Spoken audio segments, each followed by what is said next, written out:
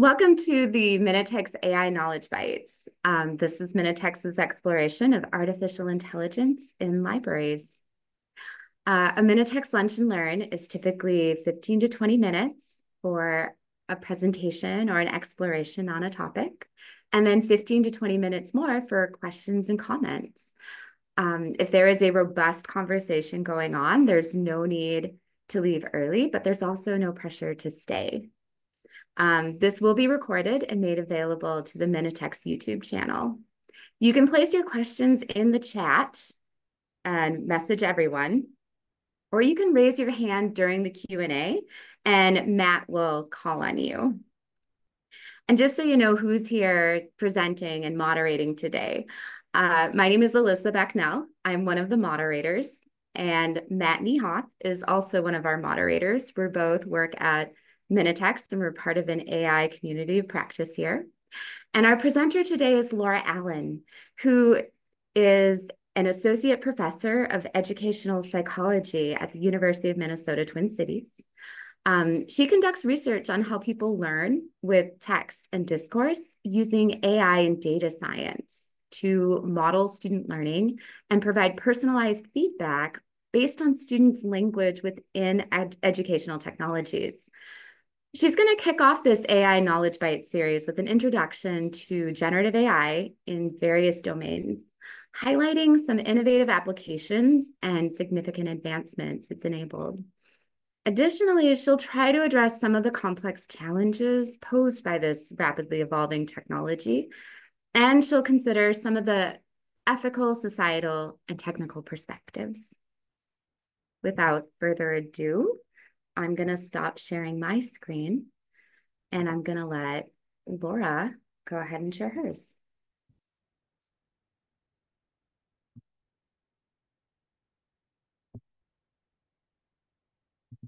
Does that look okay? You look great. Okay. Hi, everyone. Welcome and thanks for coming to the first Lunch and Learn. So yeah, as Alyssa said, I am Laura Allen. I'm associate professor at the University of Minnesota.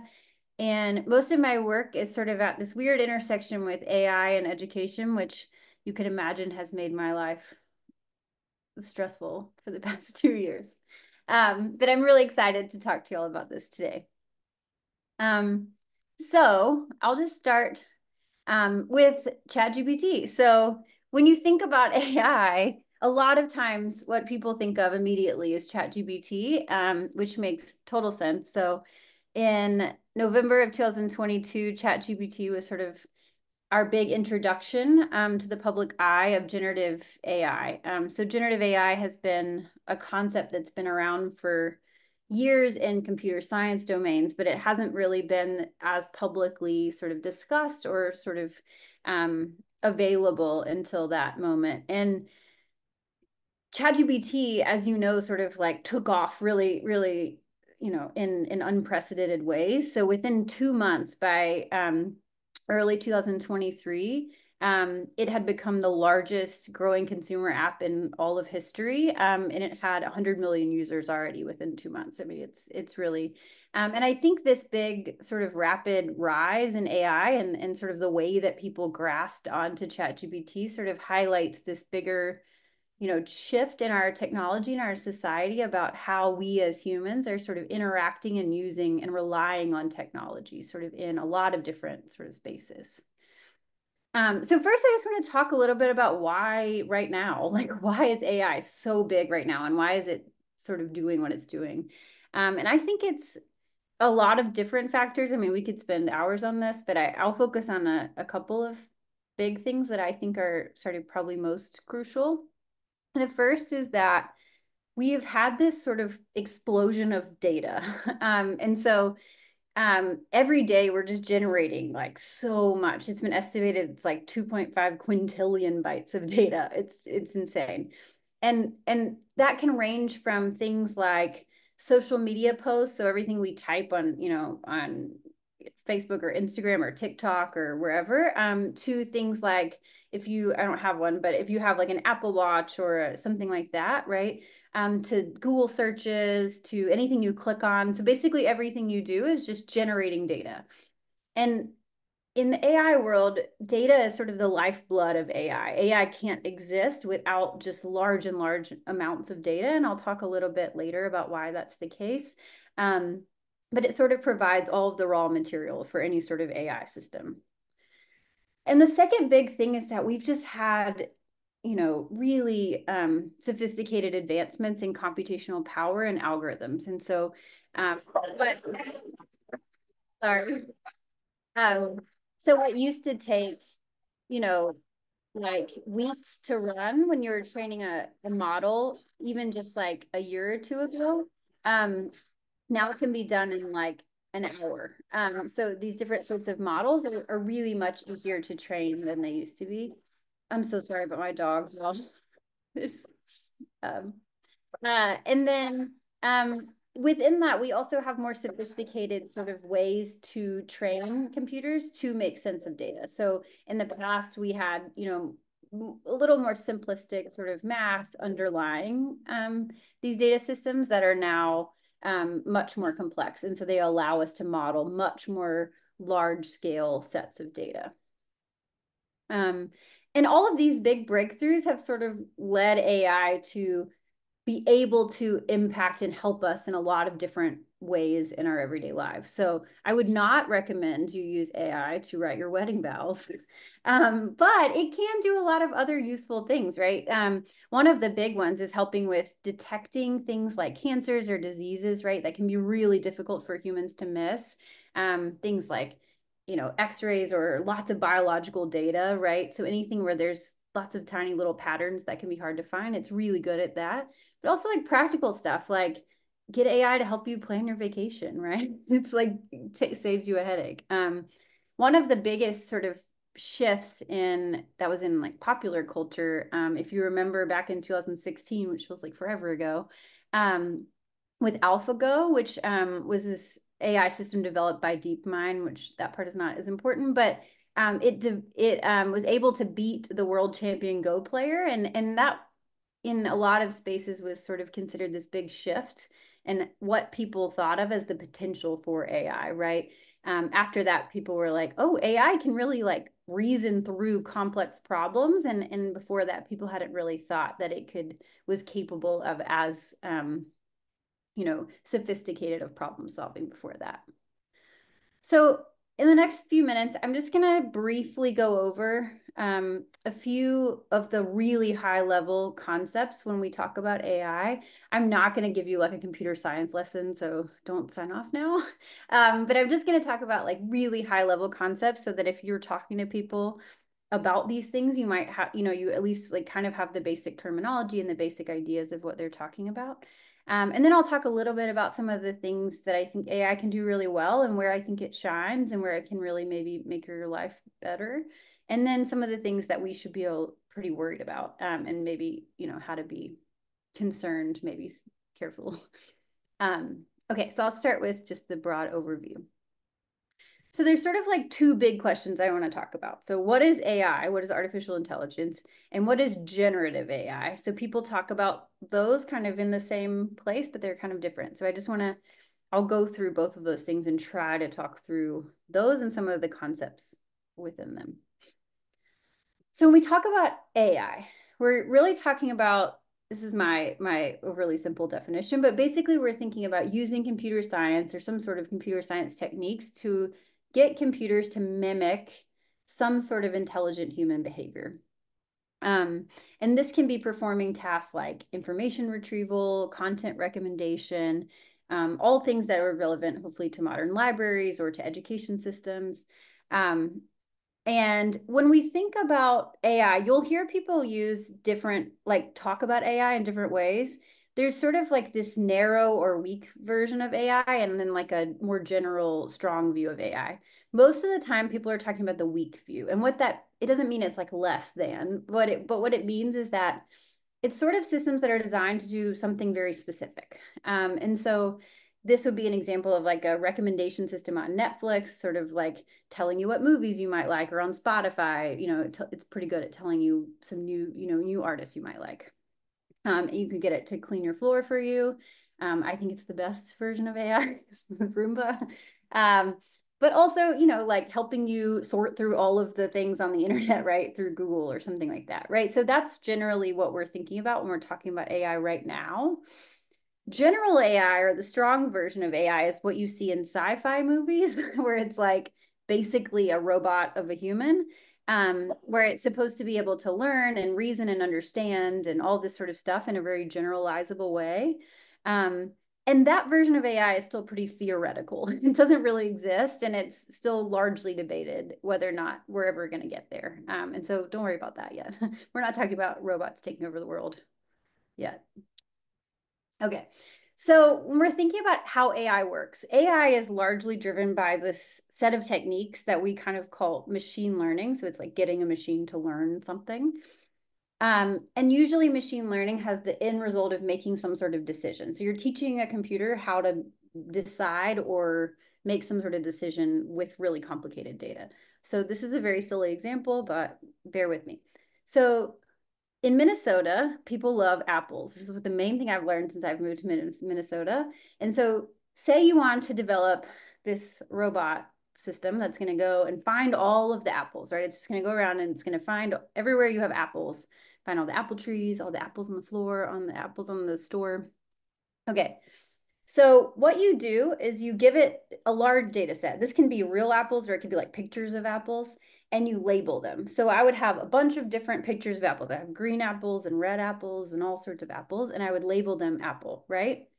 And I would also have, as part of my data set, a bunch of things that are not apples, because I don't want my robot to go start picking squirrels off the tree or birds off of the tree or like plums or whatever else goes on trees. So I have a bunch of things that are not apples. That's my label for them, right? Not apples. And what the computer does is it basically takes all this data and it tries to figure out like what is the complex set of features that make things an apple and make things not an apple, right? And sometimes these rules are really transparent. Sometimes in machine learning, you can tell like exactly the decisions it makes, but more often you can't interpret it. It does a really good job of figuring out what apples are, but you don't know why.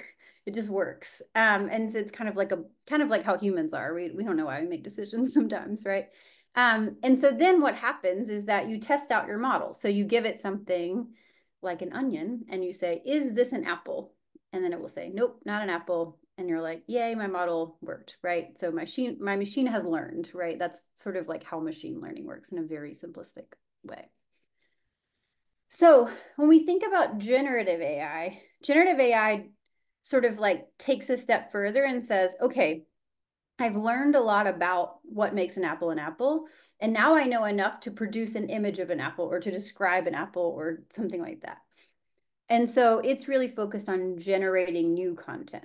The most popular example is ChatGPT, which we already talked about earlier, that does this with text. So ChatGPT, right, is just like a really fancy chatbot. That's all it is, that will talk to you. And the way ChatGPT works is it's driven by a thing called a large language model. And a large language model, if you've heard of the term LLM, that's what people are talking about. They're talking about large language models. And it's basically like this specific thing in computer science that you don't fully need to know about. But it's basically saying I'm taking a bunch of text data, like a ton of different things where people have written stuff. And I'm going to try to find relationships in words and sort of model those relationships. So I'll explain what I mean by that. These models have been around for a really long time, but kind of due to what I was talking about earlier about like we have more data and we have better computers and stuff like that, then now they've become substantially more sophisticated than they were before. So if you want to make a large language model, here's all you have to do.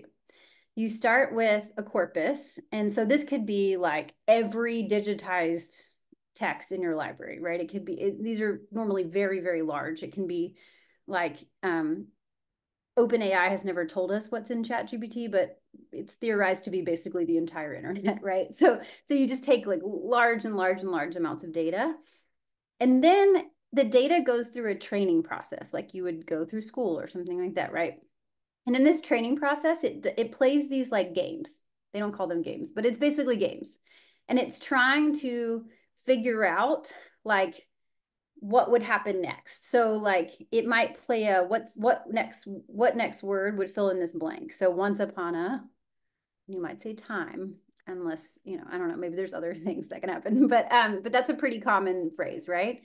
And it just does stuff like this over and over and over again. You give it a string of words and it tries to guess what happens, right? It doesn't always have to be the last word, but it can be some word in there. I want a slice of hot blank pie, right? There's not only one word that can go in there, but there's not all words. You can't say I want a slice of hot motorcycle pie. I mean, you could, but it wouldn't make sense, right?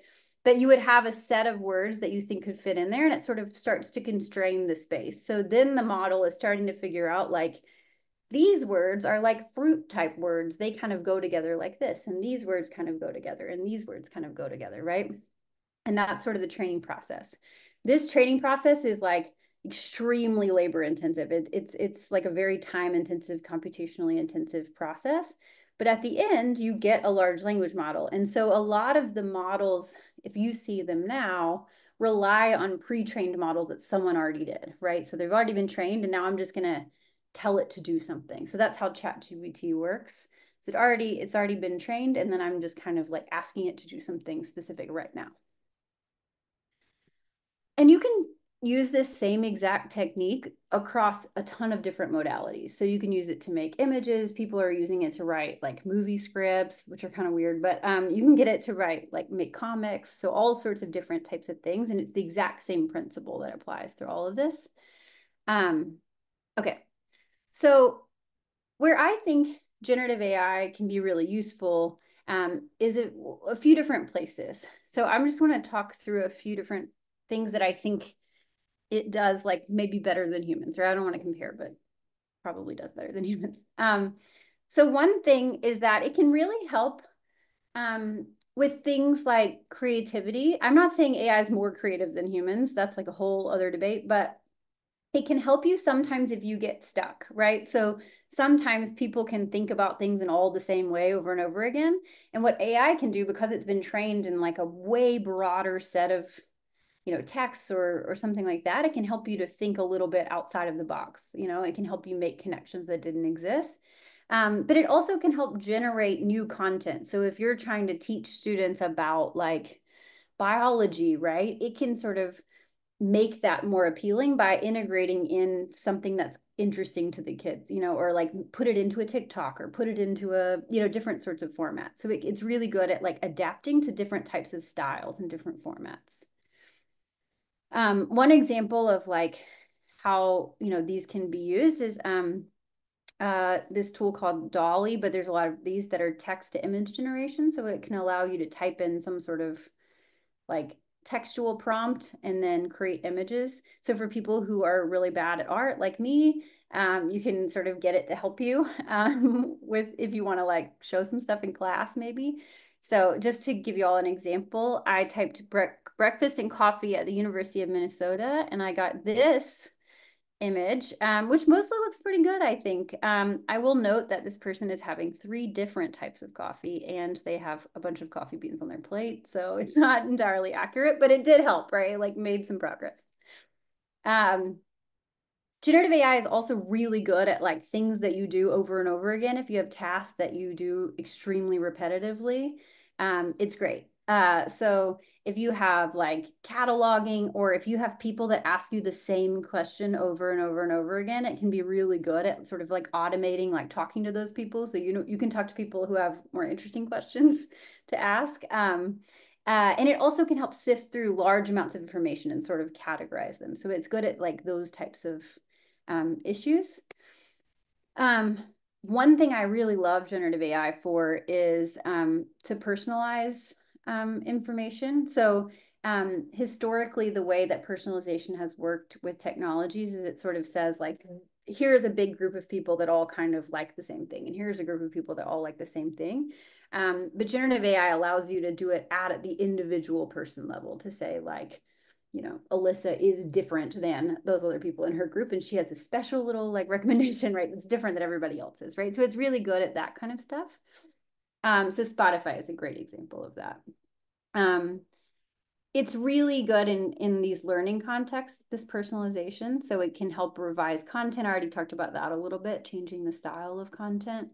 But it also can help with things that you're struggling with. Like it can help you work through like very specific problems if you're struggling with them. You know, it can help you with coding or help you with math or those types of things, like in a really personalized way. And it also can sort of help you engage in practice. Like if somebody just needs to practice, like debating or practice chess or practice all these different things, it can really help in those types of like one-on-one contexts. And then finally, I think where generative AI can be really useful is with scientific discoveries. We've got these, large data sets that we didn't have before because of the data that I talked about earlier. And it can really help us to make like big discoveries that wouldn't exist otherwise. This can be in large text, like libraries have so many different books and so many different data sets often, but like it's really hard to actually be able to go through all of them. And that's where generative AI can really come in and be helpful. During COVID, AI was like really fundamental in helping develop vaccines because of the same thing. It was able to sort of look through all this biological data and see how it was changing over time in a way that humans would never have had the time, to be able to do that. Okay, so I will wrap up with some of the things that we should be concerned about. So hopefully I got you like maybe thinking AI is good in some ways, but here's some things that maybe we want to be a little concerned about when we're moving into thinking about AI. So before I do that, I just want to remind everyone what I said about how AI is trained in the first place. So AI is really trained to predict what's going to happen on a data set you already gave it. So it's just trying to mimic the way that humans already write or humans already talk. And so the data that you train it on is crucial to how good the model actually works, right?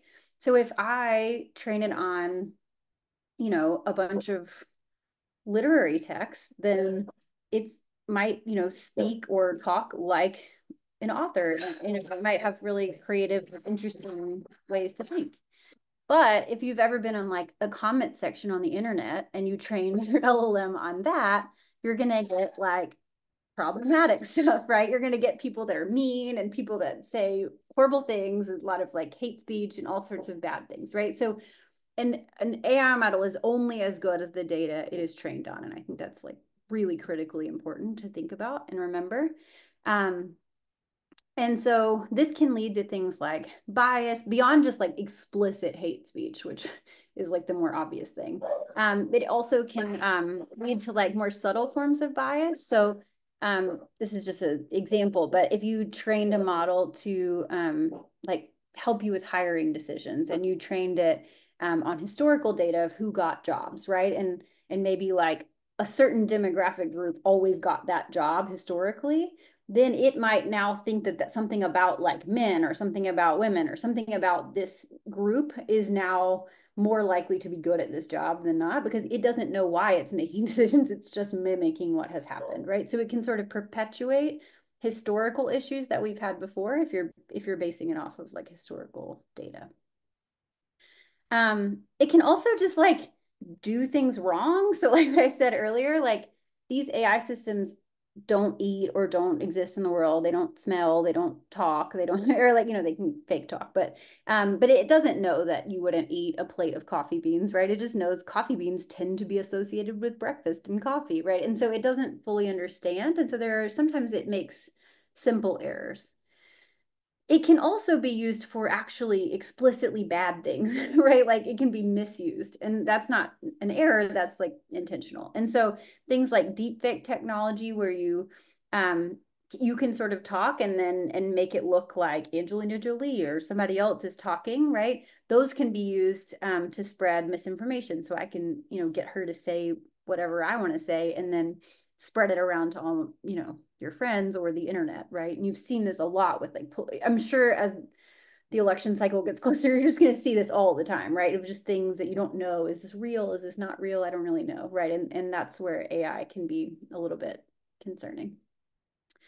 The probably most common example I've seen is academic integrity, right? Of like, people using ChatGPT to write essays for them or those sorts of things. And I think this is going to become like even more of an issue.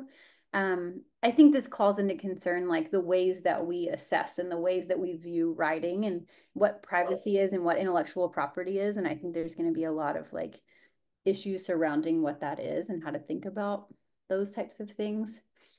And then the last thing I want to talk about really briefly is just data privacy. I think people aren't being told enough that basically once you input your data into one of these systems, the system now owns your data. And so if a teacher innocently goes on and tries to get ChatGPT to help them give feedback on their students' writing has now been like, given to the system, right? And now the system, OpenAI or whatever company it is, now owns your students' data with not necessarily with their consent. And so I think that's really important. So at a practical level, I mean, at a basic level, it's like the students are now providing free labor for OpenAI, right? Which that's not cool. But more, I think probably more importantly is things like what can then be done about that, right? So once you have like facial images of people, you can now create surveillance systems where people can be monitored and tracked in all sorts of different situations. And I think it's really important that we think about like, if we're giving it data, what are we doing and what could it potentially be done, in a not good way. Thankfully, sci-fi has really set people up to already be thinking about like what could go wrong with this. So maybe helpful. Okay, so just to really wrap up, I just want to think about, AI can do a lot of really good things, and I think it's great, but also we need to think about how to balance that with risks and things that can go wrong. I think like we need to think about how to engage in ethical practices and development. And so I think like librarians have a really important role in advocating for ethical AI use. I think it's going to be thinking about like what is the transparency? Do we know what the model was trained off of? And like thinking about what are the sort of decisions that it can make? Could they harm someone? And really like being an advocate for thinking about those things is really important. I think also thinking about policy and regulation, like in, like your workplace or in different places, like when are we going to use it and when are we not? And when do we decide if we feel it's safe for people to be using and sort of like taking on that responsibility a bit more. And the part that I think I feel like most excited about, especially from a library perspective, is like public awareness and education, right? So I think like libraries are going to become like this really important place to help sort of like demystify AI for the public. And I think that's really important. And, it could be a good place to provide like programs and resources to increase AI literacy and help people to more critically think about technology and sort of like how it intersects with their lives. Okay. So I will wrap up there. Thank y'all for listening to me. I put my contact info there, but I think it's already on the website anyway. So if anybody has questions or anything, and then I will stop talking, but I will put up some questions for if people don't have questions for me, then just some things maybe to be thinking about as you're moving forward. So, okay, I'll stop talking. Thank you, Laura. That was awesome. I know some of these intro to AI things can get really in the weeds, so I think this is a nice surface level. What do you need to know about it without being able to maybe build it on your own or something like that? If you do have any questions, please put them in the chat, or you can raise your hand in Zoom if you'd like to ask it yourself. I think we've got our first one. Jesus, I happen to know that that's you, so feel free to unmute and ask your question. Hello.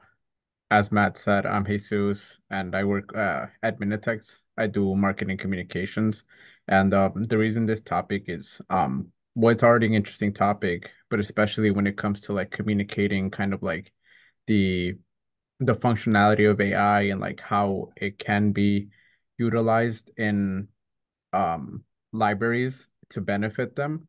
We encountered a couple of I would say obstacles when it comes to our communication with that as we got like I would say negative feedback when we would post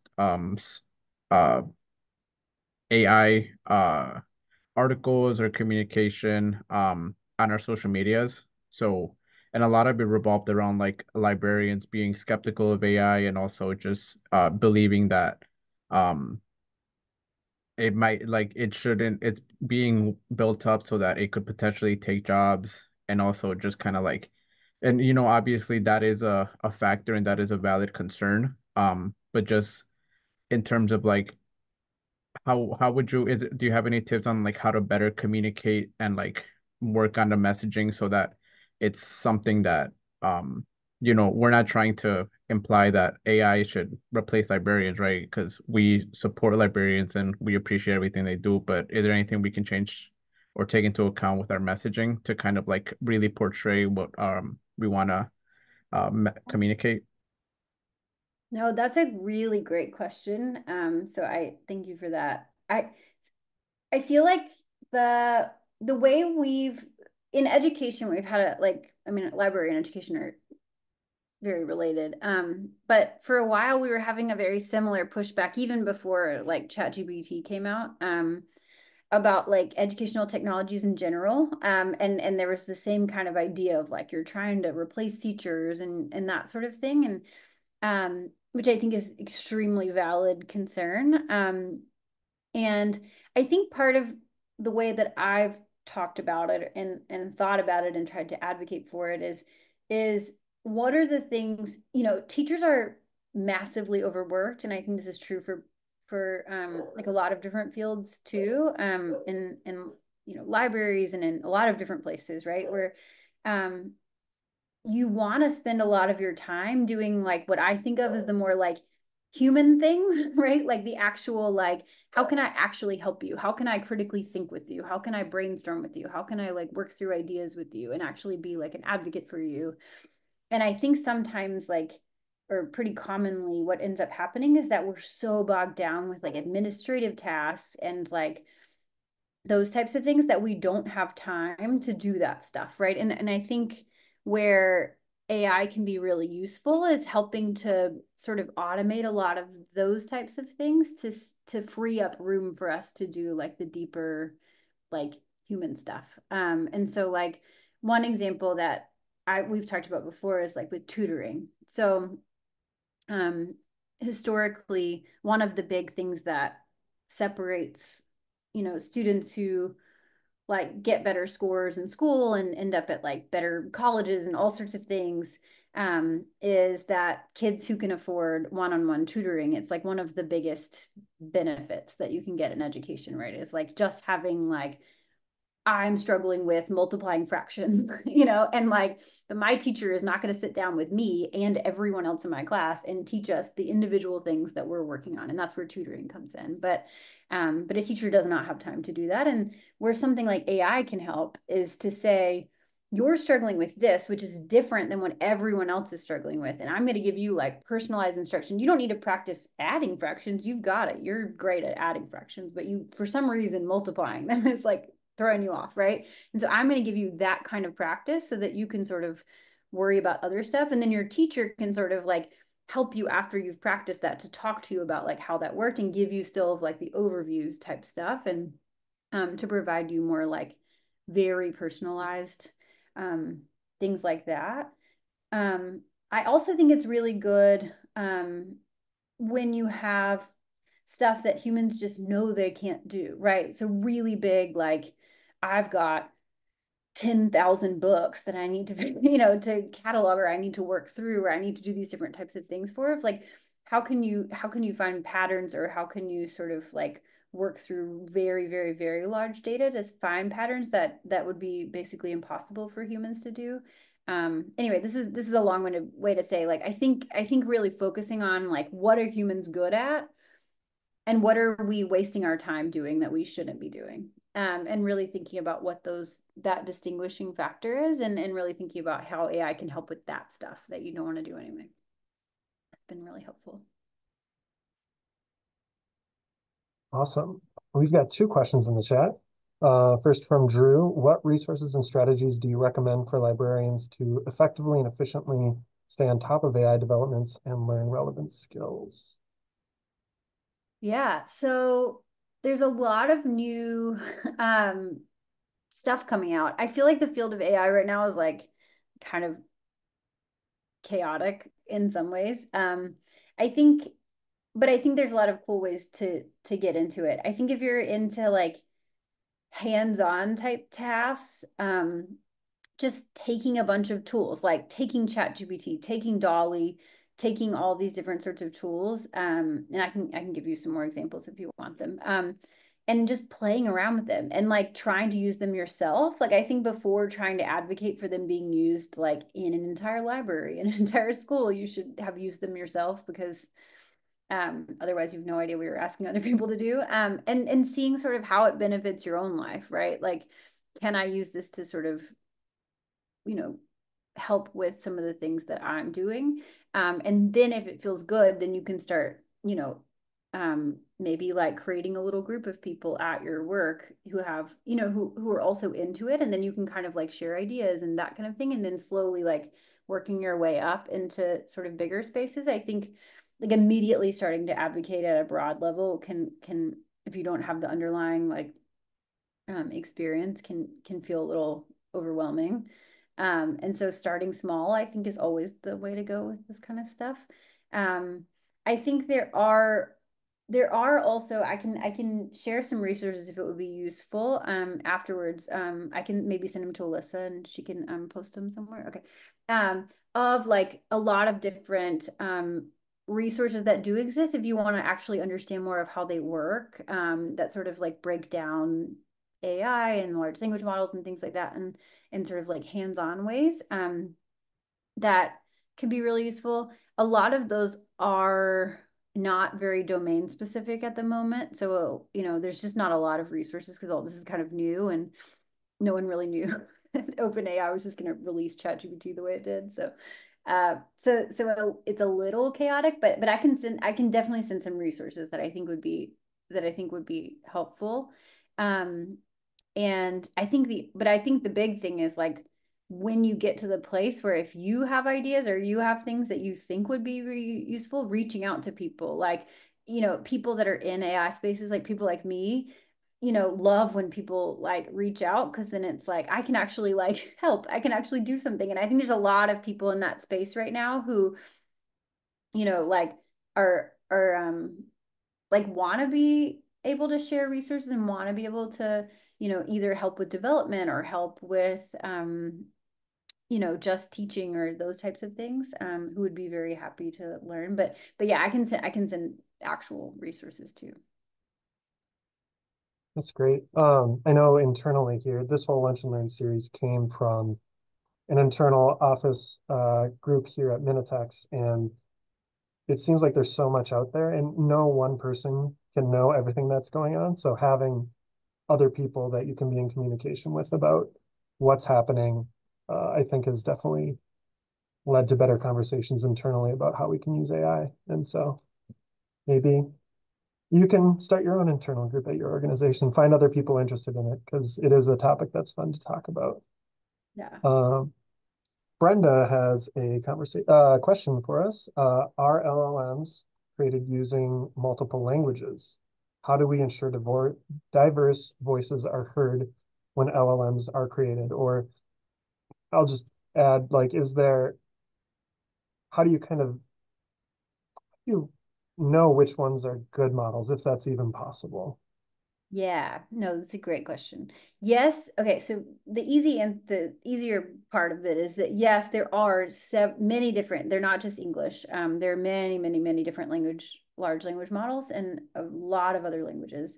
As with most language related work, the less that language is represented digitally, either on the internet or in other places, then it is less likely to have a good large language model. So some really common languages like English is definitely one of the more, the most common, but also things like French and Spanish and Chinese and Japanese and Korean, and like those types of language are really, really well represented in this space. And then, other languages that are smaller tend to be, the models are not as good. So So that's kind of one of the big things. There are a lot of people in computer science right now that are really advocating for that. So a lot of people, like, that's their whole thing, is trying to work with lower resource languages, in the sense that, like, the ones that there are less large corpora for, that I was saying, to like train models on, and trying to digitize that work to try to like sort of help with that gap as well. So but yeah, there's a ton of different languages. How do you know which one is best is a much more complicated question. So if you'll remember when I was saying, a model is only as good as what it's trained on, a lot of, I don't want to go on a a rant about capitalism, but like the way companies work is that, a lot of things are considered their intellectual property, and so they don't tell you what's in their models. So right now, OpenAI, is considered the best model, in that there are a lot of different language tasks that have been used like in computer science for a long time, of like, if how do you score on these tasks? Like, how do you score on translation? How do you score on, trying to mimic humans, like rating whether or not something was funny, or giving a recommendation for something or whatever. There's a ton of these tasks that have been sort of created, and ChatGPT, or like the models underlying ChatGPT, tend to perform really well in those, but we have no idea. Things like the bias and stuff, people have not been measuring as much as they should. And so we say they're the best because they perform at these tasks the best, but we don't actually know if they're the best. If depending on what your criteria is, it might not be as good. Where I think the best work is right now is there's a lot of people right now advocating for more like open language models. So models that anybody can have access to, that are either free, or some of them are completely free, or some of them are only like you pay, but you're paying for like server space. Basically, you're paying for like them to help it like work, but you're not paying a company to like profit off of it. And a lot of those tend to also adopt a more like open model, where they tell you like, here is what our training data was. And that way, to me, those are better, even if they don't perform as well in some of the accuracy tests, because you at least know what it's doing, right? You know what it's mimicking, you know what it's sort of getting at. And I think depending on your purposes, I would use very different large language models. But there's like all these websites that do the competitions of who's doing the best in different tasks and stuff like that. So there are like people talking about like which one's the best. But it very much depends on what you count as best. And especially right now when this is still in a very like new place. I don't know if that makes sense, but Yeah. I've got one more question. We are kind of getting into that ambiguous. This was going to go 40 to 60 minutes. Do you have time for another oh question yeah. yet, Laura? Awesome. And Sarah Ring of Minitex fame is wondering, can you talk about your research, Laura, with AI and what you've been working on? Oh, sure. Yeah, so my background is in developing educational technologies. And so what I was working on, like in grad school and right after grad school, was developing systems that would provide feedback, like more personalized feedback, kind of like what I was talking about with the tutoring earlier, of like, can you provide more personalized feedback in different sorts of educational domains. Um, Things like math and stuff are really easy to do that on, which is why I always give it as an example. Um, but my background is more in language. My undergrad was actually in literature, so I was really interested in like, how do people learn to read and write and literacy. And so I was doing a lot of work trying to build models that detect like when people like are struggling to understand concepts when they're reading, and sort of like, how do you help them? How do you give them the right strategies? But also like, what kinds of texts are going to be more or less difficult for different types of people? So if you have low domain knowledge, but really good reading skills, you might need a different type of text versus somebody who has high domain knowledge, but maybe is like a struggling reader, or maybe reading in a second language or something like that. And so working on developing systems that sort of adaptively respond and sort of scaffold those types of things. And I do a lot of like natural language processing, which is sort of like the field where large language models came from. That sort of like help try to personalize those types of things. And then in more recent years, I have been focusing more on at a broader level of thinking about AI literacy and how do we I'm like kind of worried about like people just using AI blindly and like, you know, not knowing how it's impacting them or how it's biasing them. And so I've been working a little bit more lately on, and we sort of like open up the black box a little bit of like we're developing some different technologies that can help people to kind of see like what's going on like in search engines, to see how like you might get filter bubbled, like if two different people are searching for something and it has different pieces of your data, like how might it give you totally different results, right? If you're reading about like, you know, climate change or reading about the election or reading about whatever's going on, right? Like, do I get different things because it knows that I'm a woman, or because I live in Minnesota, or because of these different types of things? And sort of like having technologies that allow people to play around with those types of things, and sort of like thinking about what that looks like. Yeah, anyway, that's my overview.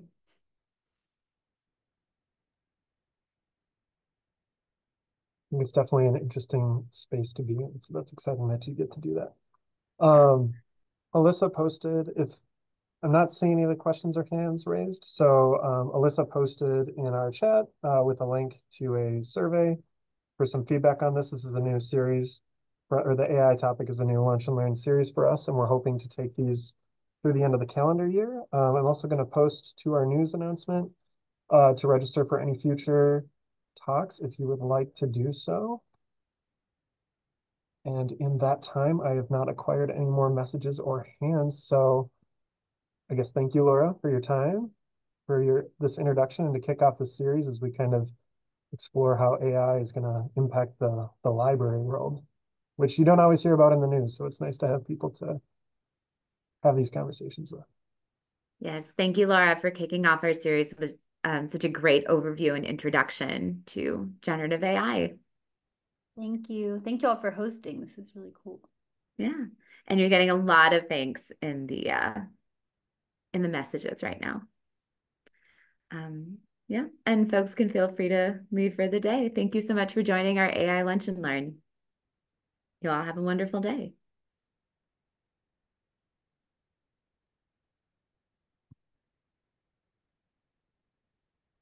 Okay. Well, I think you're free to go, Laura. You have a great day. Thank you. Thank you. Bye, everyone.